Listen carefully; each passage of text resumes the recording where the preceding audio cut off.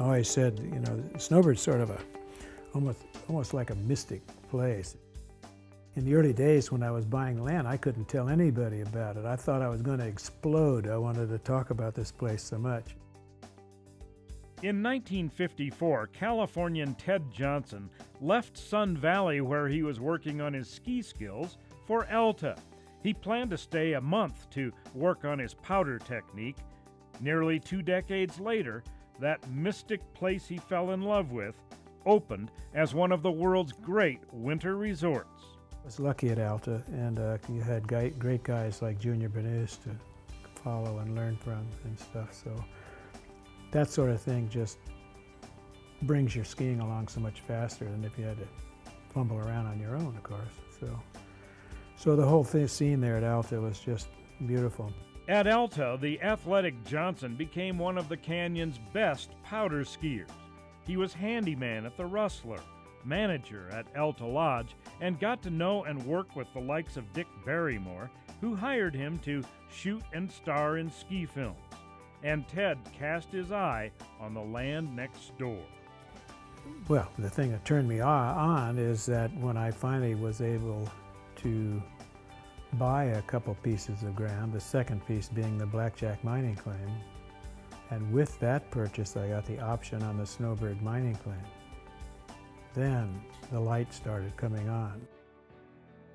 Like many with vision, Ted lacked money to make it reality. Knowing the ski film business and the power of a good ski movie, Johnson enlisted Warren Miller for what came to be known as the 13-minute homegrown movie. I'm Warren Miller, and I'd like to share a recent discovery with you. Snowbird in Alta Canyon in the southern tip of the Great Northern Rockies, just 25 minutes from downtown Salt Lake City.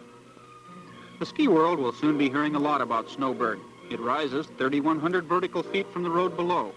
White Pine rises 4,200 vertical feet. And skiing, you have to see it to believe it.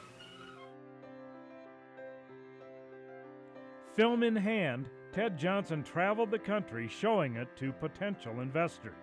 One of his stops was a fateful dinner with Dick Bass. I sat down at the dinner party, and on my left was Dick Bass. And so he asked what I was doing, and I told him, and he said, oh, well, are there any, first he started off, he said, are there any good investments over there? And I said, yes, just the best ski resort in the whole world. I've skied almost all over the world, and I've yet to find slopes with snow conditions and sunshine such as you find here at Snowbird. I've said many times since that if man had sent a request to God for the best place that only God could create, for man to make the best ski resort, this would have been what he would give us back.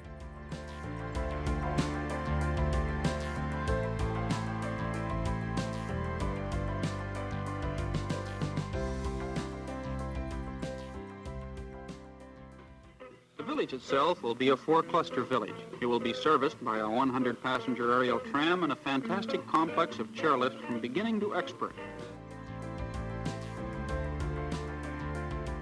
But Dick couldn't even get his wealthy friends to sit down and look at the film.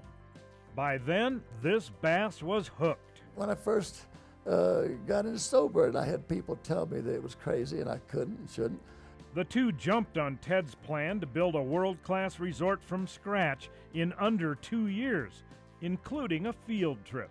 So I bundled Dick up and took him to the Wingen area in Switzerland, where there are 3 tram sections on top of one another to a rotating restaurant on the top.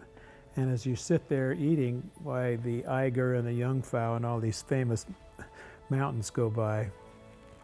And I could sort of see Dick's eyes roll back in his head. So our tramway was in at that time, so there was no way we were not going to have a tramway.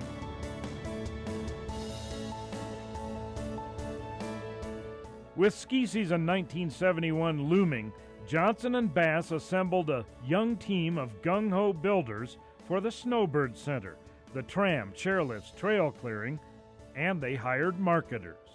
Every time you touch somebody with this project, I said they got the bird flu, so, and I mean, it was just went on and on like this. And so it really Well, it's why it developed into just an unbelievable group of young kids that are really responsible for that resort being able to open. I mean, the sacrifices and the work, dangerous work, that everybody did in those days. No one ever kept a time clock at all. They just worked from sun up to sundown, and there was a real esprit de corps, which we still have today. It was born right then and there. The people that came in here knew they had a very singular piece of God's creativity. Some on the team also ran on food and drink. Ted flew over Swiss cooks to prepare meals at the Gold Miner's Daughter in Elta for the Swiss tramway installers, who required a hot lunch daily. I had a helicopter there at 11 o'clock every day at that lodge, and they had these hot Swiss meals, and we lifted those meals up on top of the mountain and had a white tablecloth and tables and everything. They sat down. If you didn't have a hot meal at lunchtime with you, you lost them. And don't forget the schnapps.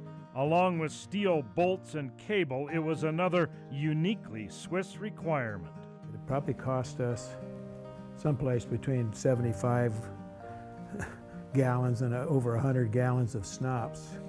And it had to be good schnapps because that's all they drank at home. And so we smuggled the schnapps in containers, in the sea containers with all the tram and chairlift parts coming in. And every once in a while, these big containers would arrive and they would have a little wine glass drawn on them, so we knew that had the schnapps in it. Pain, man. I mean, everyone was dedicated.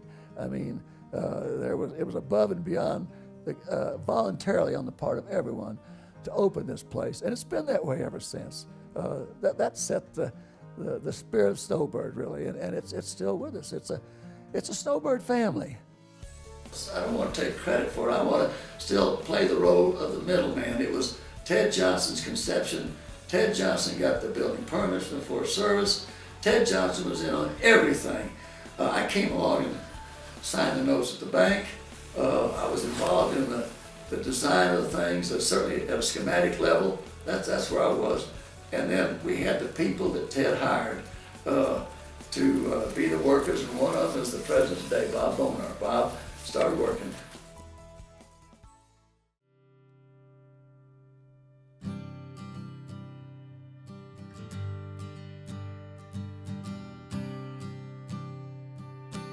It thrills me to know that I'm part of something that shares my enthusiasm, my desire to provide for our fellow man a year-round destination mountain resort for the enhancement of body, mind, and spirit.